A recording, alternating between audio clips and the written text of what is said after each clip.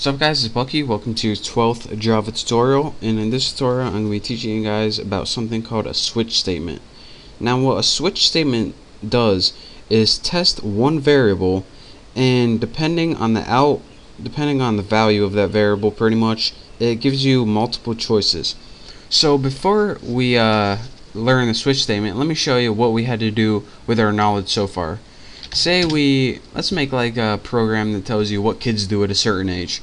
So say we have a program that has a variable called age, and the kid's age is 3 right now.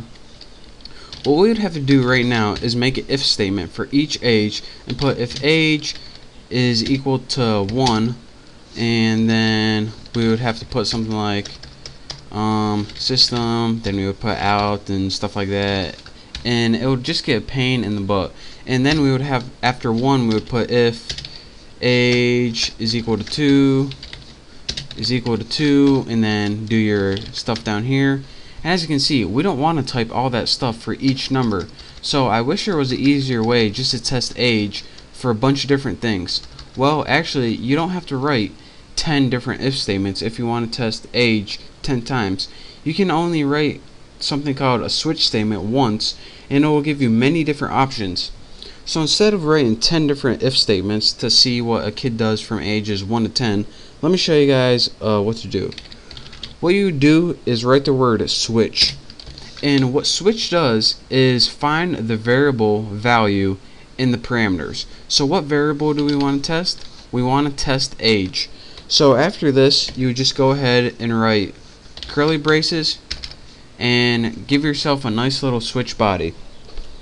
Now instead of writing a bunch of if statements, all you would have to do is write, they're called cases. Now what case means is if the value of age is equal to 1, what do we want to do?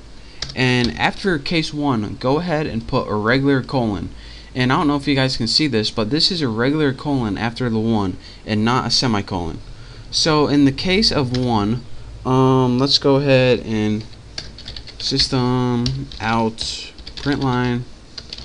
So what can they do at 1? You can crawl. And then after this, you want to add something called break. Now what break does is it means, alright, if this is true and age equals 1, then we have no reason to go to the rest of the program, so you can just exit. And I'll be talking about that more later, but for now, just make sure you have it. So you can just repeat this for as many options as you want. So in the case of 2, what do we want to happen? Let's just copy this. Copy, save yourself some time. You can talk. So in the case of 2, if age equals 2, what do we want to do? We want to print you can talk and then break. And let's go ahead and make one more. In the case of 3, again, using lazy, don't feel like typing at all. In the case of 3, you can get in trouble. And I know I spelled trouble wrong, but just deal with it. So here's what you do. You put switch and then put the variable you want to test the value of. Then you put the values that are possible after the word case. Now after, in the case body, what you do is write, alright, if age is equal to 1, here's what I want you to do. If age is equal to 2, here's what I want you to do. If age is equal to 3, here's what I want you to do. And the last thing you have in every switch statement is something called a default. And to do that, you just write default. And what this does is if none of those values are true, it does a default statement. So let me scroll up a little bit so you can see. And again, you don't need a value for this like default 4, because it already knows, alright, if everything else is false, this is what you're going to do. So that's why you don't need a value. So let's go ahead and write, actually let me go ahead and copy this since I'm lazy. Copy. If default, let's go ahead and write, I don't know how old you are. I don't know how old you are. And of course, we have a break at the end of this as well. If I can get it right. Break. So let's go ahead and run this with age equal to 3, and let me show you guys what it does. It outputs you can get in tolerable. and it's supposed to be trouble, but I typed it wrong. So, and let me recap. Well, let me show you guys what default does. So if age isn't equal to 1, 2, or 3, say age is equal to 7, and I run this, it says, I don't know how old you are. So let me recap one last time what this switch statement does. A switch statement takes the variable, whatever is in its condition, and tests it. So then it looks through the cases to see what value that variable is equal to. If it's equal to the value 1, it prints this. If not, it doesn't do it at all. Then it looks if it's equal to the value 2. If it is, it prints this. If not, then it skips this as well.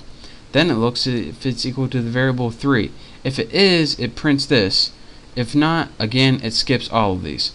And then if it doesn't hit any one of these, then it goes default. And what default means is I ran through all these options and none of them worked. So by default, I got to do something. This can't be just a waste of a program. So by default, I want to output I don't know how old you are. So that is how you can use the switch statement to test a single variable for many different values, and this will save you a bunch of time and keep you from writing a bunch of different if statements. And trust me, it's a whole lot easier than writing a bunch of if statements. So that's your basic on the switch statement. It will save you a bunch of time. So thank you guys for watching. Hopefully you learned a little something. Copy this, play around with it, and pretty soon you'll be an expert at the switch statement.